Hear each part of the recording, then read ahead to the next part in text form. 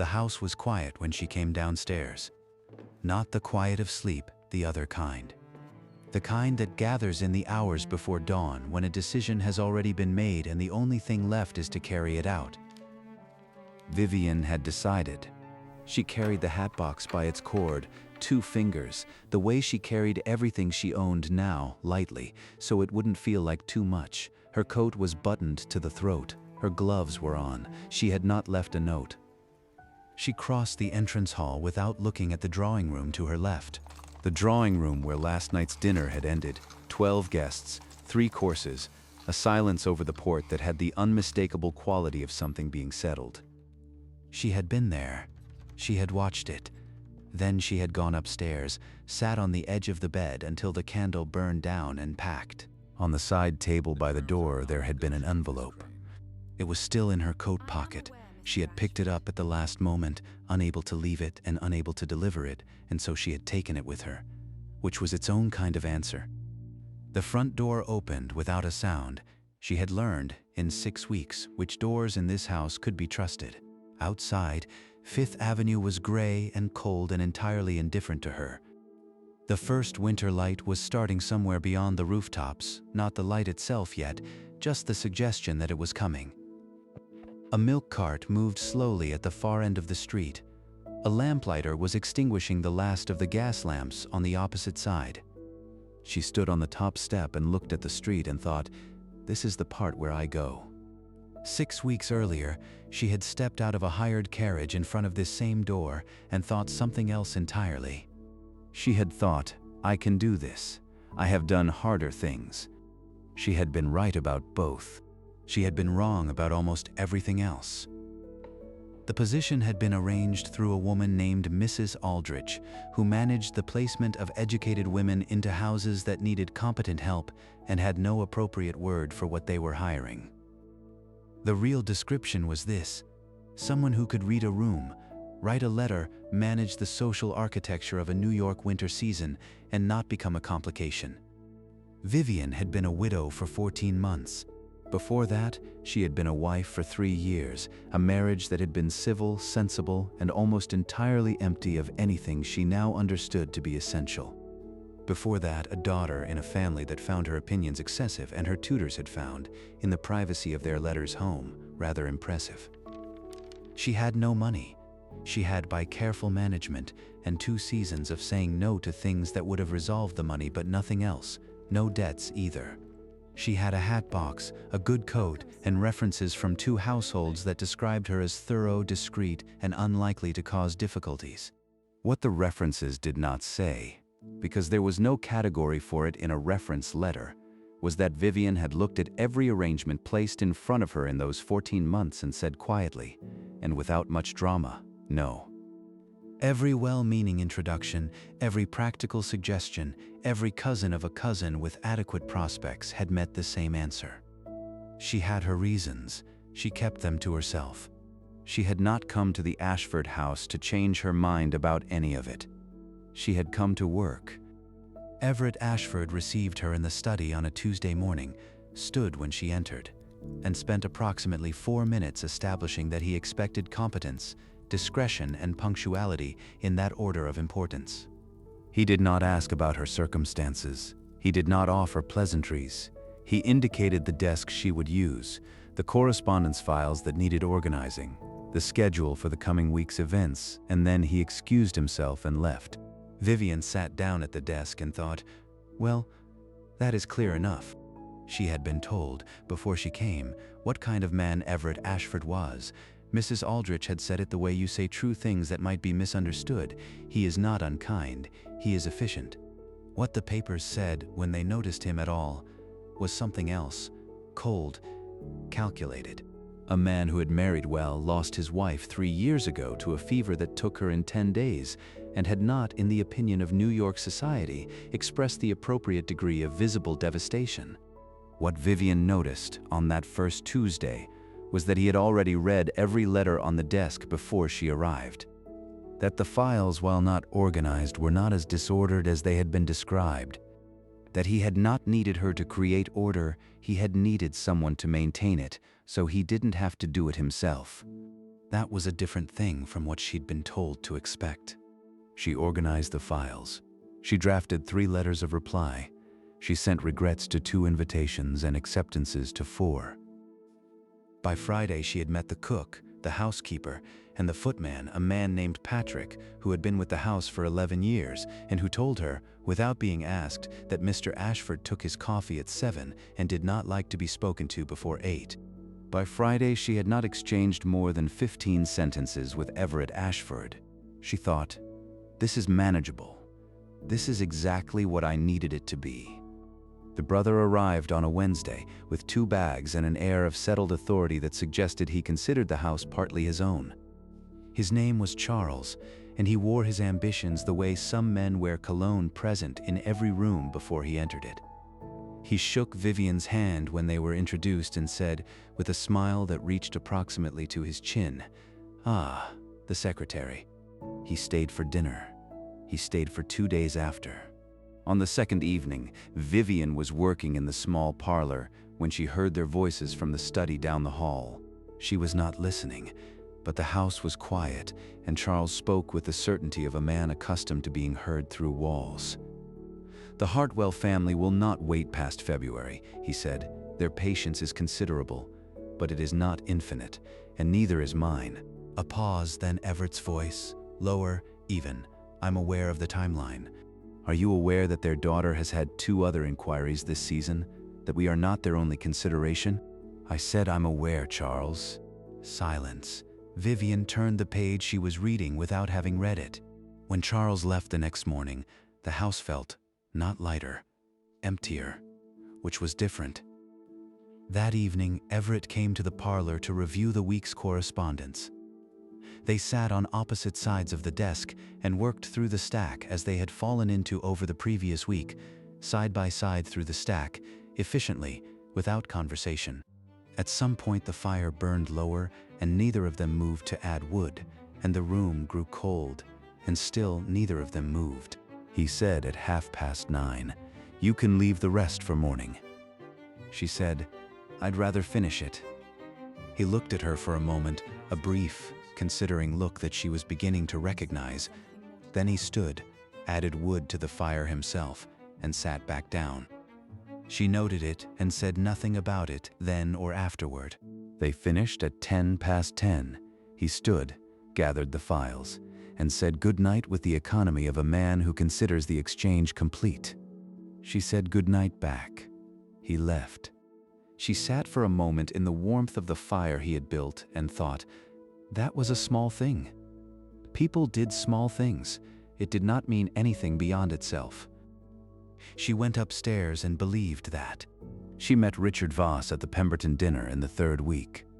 He was pleasant, well situated, and spent 40 minutes explaining his railway investments and his house in Connecticut and his view that a woman of her evident intelligence deserved better than a secretarial position. Vivian thanked him and went home. She thought nothing more of it until 3 days later, when Patricia Ashford mentioned at breakfast that Mr. Voss had made inquiries about Vivian's situation. "He seems quite taken," Patricia said, with the tight smile she used when she meant something other than what she said.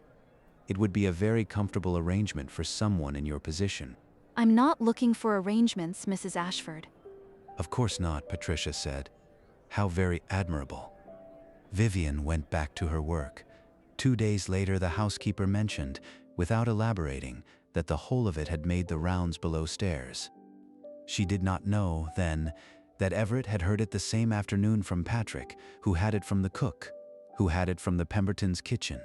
She did not know that Everett had stood in the study for a moment after Patrick left, staring at the middle distance with the expression of a man who has just encountered a fact he was not expecting to care about. Patrick had said it simply. Mrs. Crane turned down Mr. Voss, "Sir," apparently rather definitively. And Everett had said, "I see," in a tone that gave nothing away, and Patrick had gone, and Everett had stood there for longer than the information warranted. He was not her guardian. Her arrangements were not his concern. What she did outside this house had nothing to do with him. He had been repeating variations of this since Tuesday. That Thursday he came to the parlor earlier than usual. She was reviewing the guest list for the following week's reception. He sat down across from her without the correspondence files. She looked up. The following week's reception will have 40 guests. You'll need additional staff for the evening. I've already arranged it. A pause. Good. He did not leave. She returned to the list. He picked up a letter opener and set it down. Outside, snow was beginning, the first real snow of December, coming down slow and serious past the window. She said, without planning to. Did you want to review something?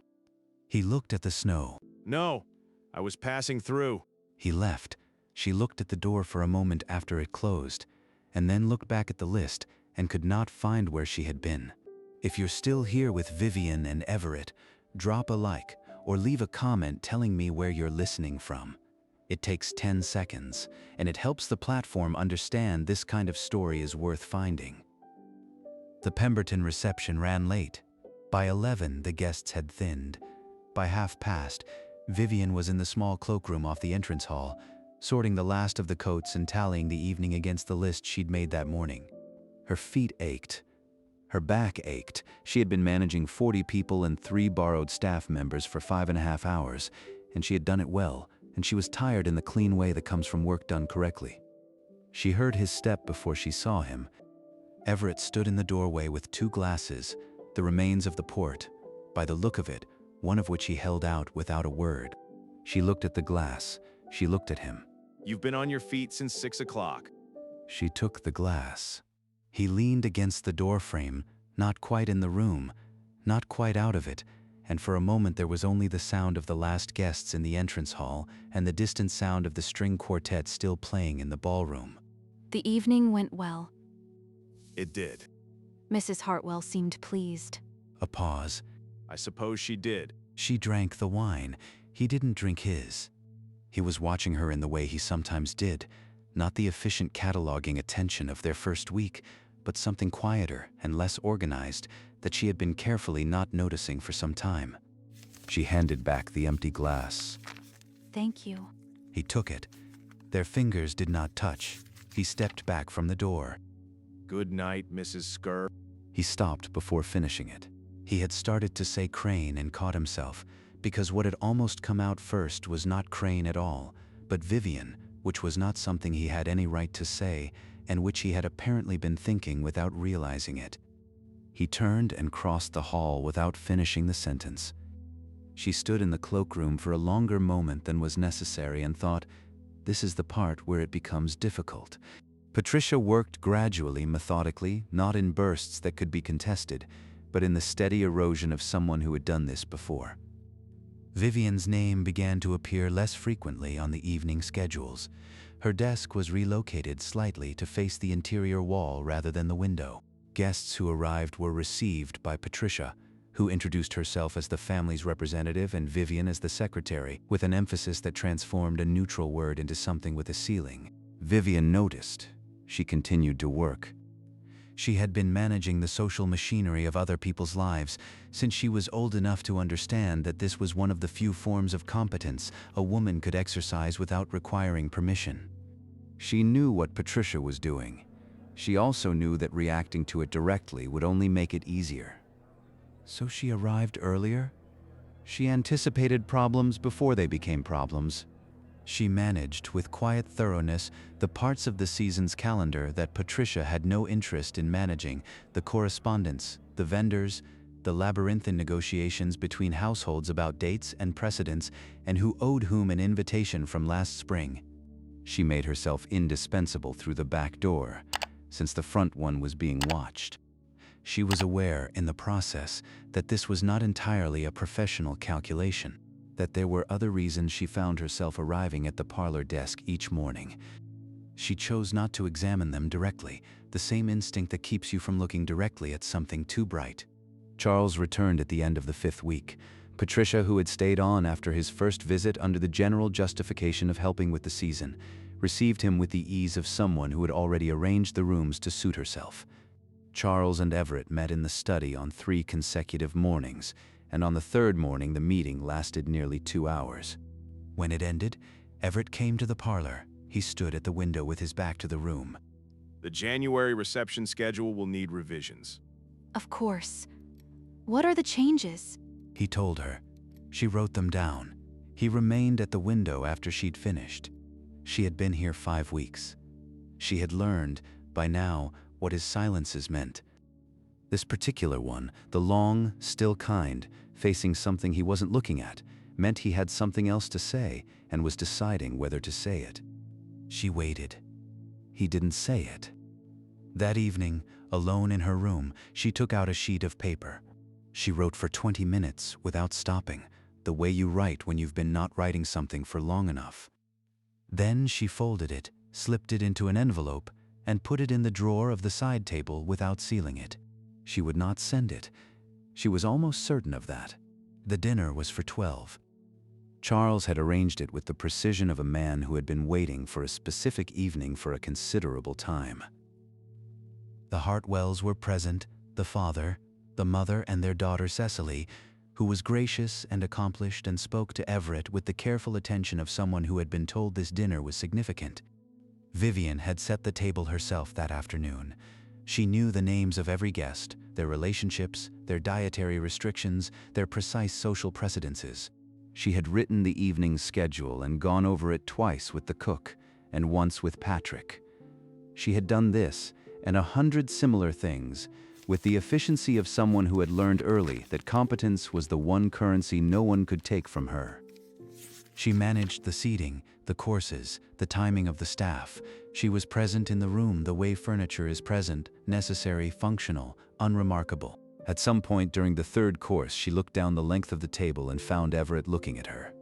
Not at the guests, not at Cecily Hartwell, who was speaking to him about something that required his attention.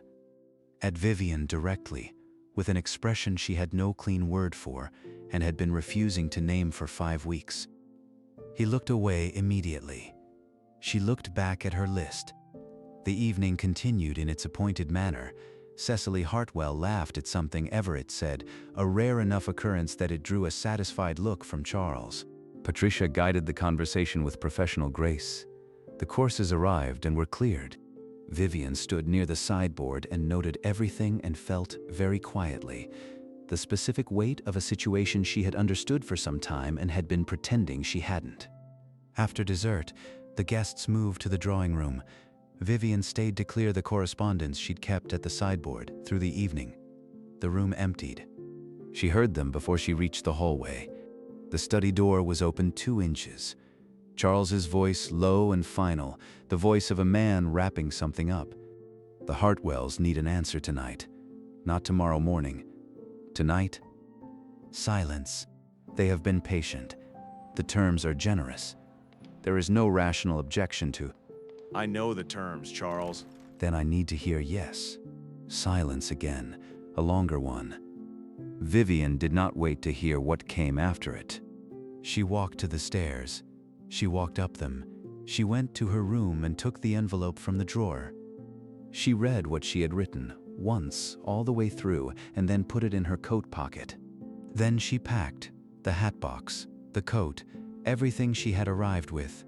She sat on the edge of the bed and waited for 4 in the morning. Fifth Avenue was getting lighter. The milk cart had come back around and gone again. A boy was sweeping the pavement 3 doors down with the focused indifference of someone who did this every morning, regardless of what else was happening in the world. Somewhere further east, the city had begun its low morning accumulation of sound. Vivian stood on the top step and did not move. She was deciding which direction to go. She was waiting for a carriage. These were the reasons she had not moved yet, and she held onto them until each one fell apart under the weight of the cold and the quiet and the fact that she had been standing here for 4 minutes. The envelope in her coat pocket weighed exactly as much as a folded piece of paper. Almost nothing, an inconsiderable weight. The door opened behind her. She did not turn around.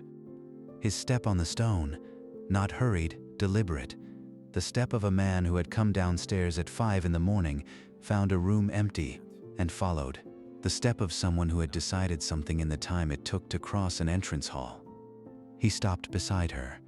They stood there, both looking at the street, the gray light, the boy sweeping. You didn't leave a note. No. A pause. What did you hear? Enough. You didn't hear the answer. She looked at him then. There was a silence. Silences from you have a particular quality. I know what they mean. Not that one. She waited. I told him no. The boy 3 doors down had stopped sweeping and was examining the pavement with the focused attention of someone who is not listening. That's not. I know it isn't sufficient on its own. I'm not offering it as sufficient. I'm telling you what you didn't hear, because you left before I said it, and I would like you to have the complete information before you go. She looked at him. He was not looking at the street. He was looking at her with the expression she had been carefully not naming for 6 weeks. Unguarded, uncertain, nothing like the man described in the papers. She took the envelope from her pocket. She held it for a moment, then held it out to him. I wrote this last week. I was going to leave it on the desk. Then I wasn't. Then I carried it downstairs and couldn't leave it and couldn't deliver it. So... He took it. He didn't open it. What does it say? It says I think you are considerably better than your reputation and considerably worse at saying what you mean. It says I did not come here expecting any of this, and that I'm going because staying would be... She stopped. Would be what? She had organized 6 weeks of correspondence for a social season designed to arrange him to someone else. She had sat across from him in cold parlors and late evenings and known, with increasing clarity, what was happening, and said nothing that wasn't professional and done nothing that wasn't appropriate, and been in every observable way exactly what her references had promised. She had done all of it. She was tired of it. Complicated. He was quiet for a moment. I have not found it easy these past years. I am aware that I'm not. I didn't know what to do with it. I'm still not entirely sure, but I know what I told my brother. He looked at the envelope. May I open this? I already told you what it says. Not all of it. The morning light was arriving in earnest now. Real light, winter pale, coming in low between the buildings, making the street look like something that mattered. Vivian thought about her husband, about 3 years of a marriage that had been perfectly adequate and left her with nothing she missed, about 14 months of saying no to everything that resembled it. She thought about the fact that she was still standing on this step. She thought about the envelope in his pocket and what else was in it besides what she'd told him, the part she hadn't read aloud, the last paragraph, which said, I have been telling myself for 6 weeks that this is not what it is. I'm tired of being unconvincing. Yes. Open it. He did. He read slowly, the full attention he never showed in public and almost always showed in private, in closed rooms, in the quiet that was his alone. She watched his face while he read. He read it twice. When he finished, he folded it carefully and put it in his coat pocket. He was quiet for a moment. The long, still quiet that she had learned over 6 weeks was not absence, but the opposite. He was the kind of man who said less the more he meant. She had figured that out in the 2nd week. She had spent the weeks since wishing she were less observant. Stay. Not an instruction, not the efficient, directed tone of the 1st week, a plain word with its edges showing. She looked at him. The boy 3 doors down had given up pretending to sweep and was watching them with the frank curiosity of someone who has nowhere urgent to be. I'll need a different title. He almost smiled. It was the closest she had seen him come to it in 6 weeks, and it suited him in a way she hadn't expected, and it was not nothing. That can be arranged. She picked up the hatbox. She went back inside. He followed her and closed the door behind them, and 5th Avenue continued its morning without them. The boy sweeping, the milk cart completing its last round, the city assembling itself into another day as if nothing had shifted, which is what cities do, and which is not always an accurate assessment.